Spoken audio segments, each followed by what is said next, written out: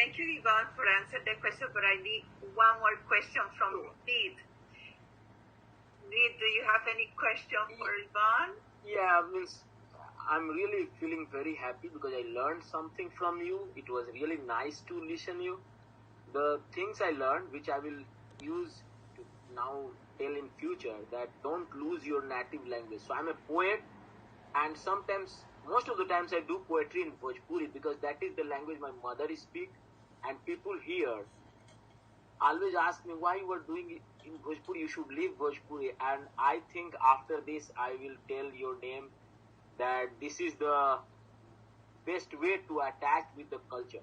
But my question to you is, as you are, you have learned the leadership and you have done the doctorate and you are mayor. So when you go out during the campaign where you went out and you met many people, have you found anyone or anything in your life that inspired you, even if despite of your success and being in the highest post, you learned something from the common people, which actually will tell all the people that we can learn from anyone. So that's...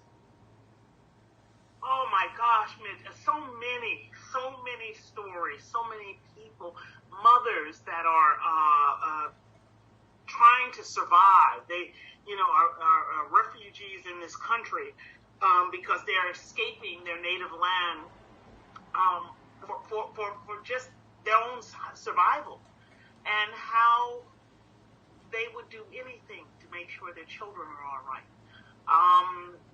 I met a woman, and particularly seniors, when I was out on the campaign trail, I would go to the nursing homes and meet with the elderly people, because I have always learned you learn so much from your elders.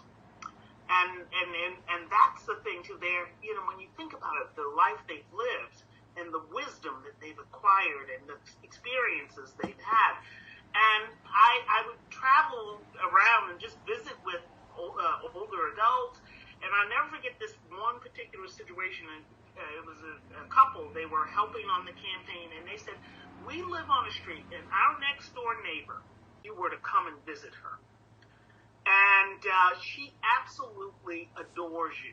And she would just love me, but she just doesn't get out very much. And so I actually made a trip there. I said, where does she live? And they gave me her address, and I went over her house, and I rang the bell, and and I could hear her coming, and she took, it takes the time to get to the door. And she opened the door, and she started to cry. And she said, oh my God, you're here. I prayed that you would come. And I went in and I sat with her, and and she told me about coming to this country. She came from Italy. And she said, I have something to show you. So she took me into the living room, and on the mantle in the living room above the television, there was the Pope, and then she had a picture of me. And I said to her, I said, I am highly honored that I am right here with the Pope. She said, I watch you, and I just believe you're honest, you have integrity, and you make me smile. Just seeing your face makes me smile. And I could not say enough about being here with you. So you fast forward, and this is when I won the first election. And, and Agnes, unfortunately, I actually brought tickets to the inauguration to her house for her. And unfortunately, she wasn't feeling well, but she said, I'm going to watch it. She was on TV watching it and everything. And unfortunately, she passed away a month later. She had 3 sons, and her son said, you were the daughter that she never had. I went to her funeral, and the family could not be more moved, but I was moved by Agnes. I was moved. And so, yeah, you took me to a place I didn't even know I was going to go to. This is a woman that came from Italy, and she told the story of her and her husband.